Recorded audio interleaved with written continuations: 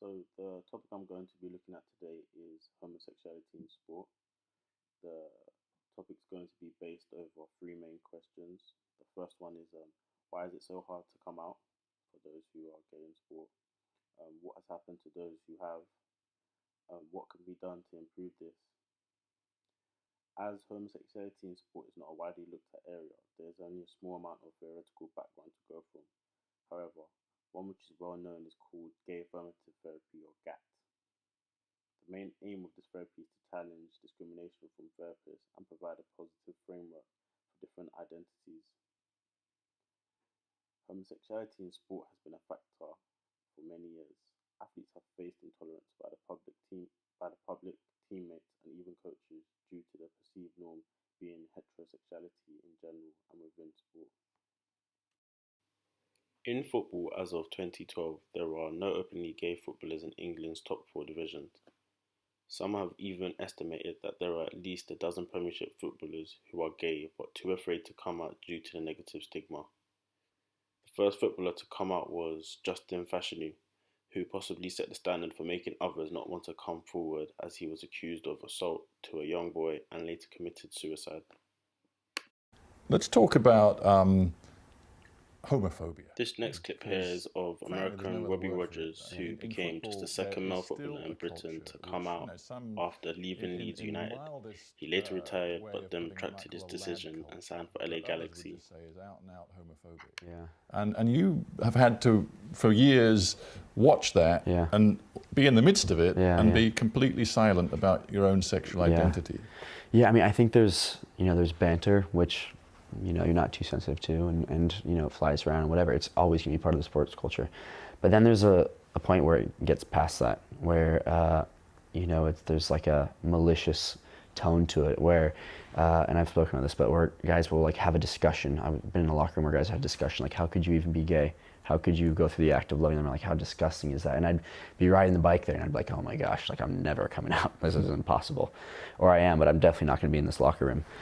So there's definitely... Here are some statistics from surveys to put into context homophobia in sport. Things like don't pass the ball like a faggot. Most sports fans in England, Wales and Scotland said they would be comfortable with their club signing a gay player. A survey found that 82% of supporters have no issue with a gay player. However, 8% said they would stop watching their team. In an online survey of more than 400,000 people, 2,896 were sports fans said clubs should do more to educate them about homophobia. 47% of sports fans and 50% of football supporters say they have heard homophobic abuse at matches. Another survey found 18% said gay players should keep it to themselves. The same survey found that from fans of 11 different sports, 57% of sports fans believe gay players should come out to help others do the same. More depressed, I guess, and keep that stuff inside, which again is so dangerous for people. In your book, you've used that phrase, which is a very powerful phrase. You've talked about a pack mentality in a male. I mean, obviously, many females play soccer, but if we're talking about elite level professional male soccer, the pack mentality is pretty much as strong today, despite all of the talk about removing discrimination from the game. It's as strong today as it ever was. Yeah, it's a little different now, I think. I think people are more sensitive to things. I know the Galaxy, it's different. But yeah, that pack mentality where guys say things to make guys laugh, they say things because they think they're supposed to say them, that they're supposed to all agree on things, they don't want to stand out too much. That is something that I don't quite understand.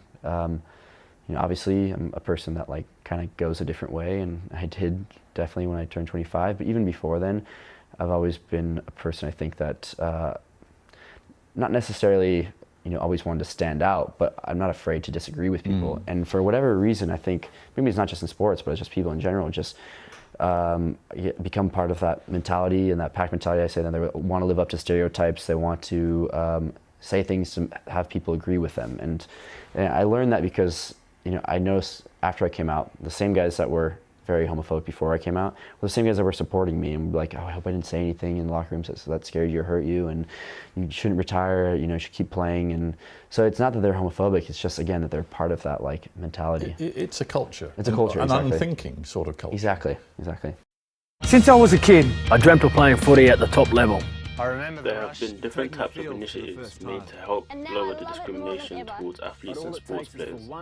For example, this ad is from a campaign, Play by the Rules, aimed to reduce the prejudice towards players by stating those who can play regardless. Another initiative is wearing rainbow laces, an initiative brought forward by LGBT to again lower the homophobia in sport.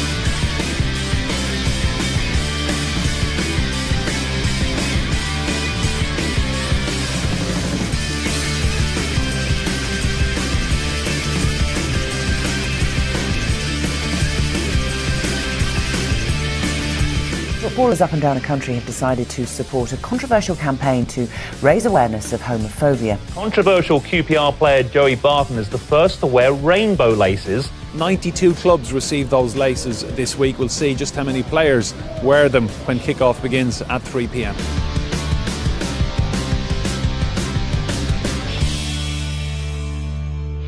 This is a visible campaign which has put enormous pressure on football clubs to decide whether or not to take part.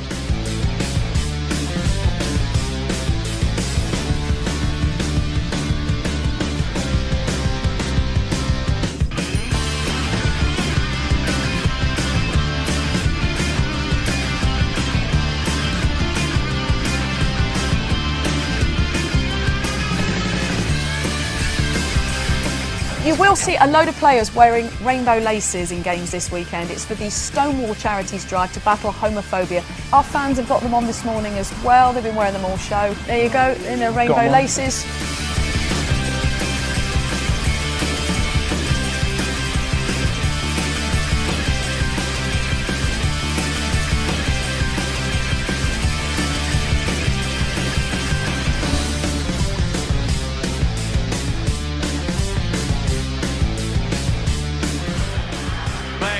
Goes the other way and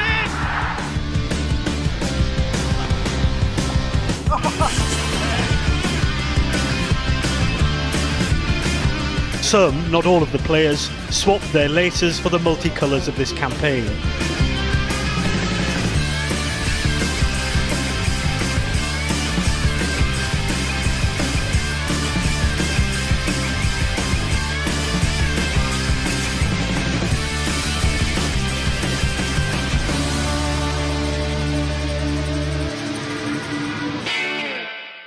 Let's talk about football. I love it. I love it. It gives us moments of beauty like this. Origi. Coming in. Oh, wow. Wow. Wow, indeed. And even when it goes wrong, it's wonderful.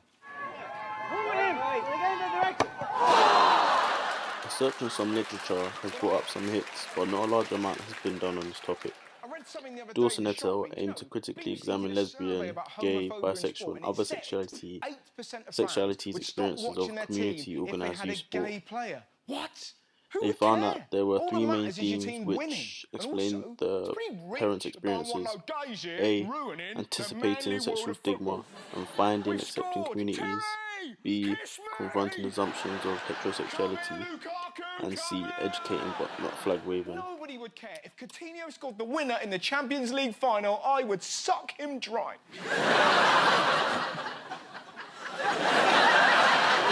Now, these bigots can piss off. It'll ruin the beautiful game. No, it won't. It's not going to change anything. You're not going to turn on Match of the Day and see Gary Lineker teabagging Alan Shearer. It's not just the bigots. Liberals are just as bad. Why is football still in the dark ages? Why won't they come out? And you're like, maybe it's because footballers want to be defined by their skills, not their sexuality. Also, it's the one job in the world where thousands... The themes which were identified show how 2 of them lean towards not accepting opinions of homosexuality in sport, with only one theme, A, being more lenient towards it. Looking at this study helps to back the point that there was largely a difference in opinions towards homosexuality, which is a strength in my line of argument. However, a weakness is the amount of studies or literature that can be found to further back up this point, which again shows the lack of general importance this area is given, as if this wasn't another issue, it would much likely be easier to find more studies on it. Over time, opinions towards homosexuality has changed a great deal.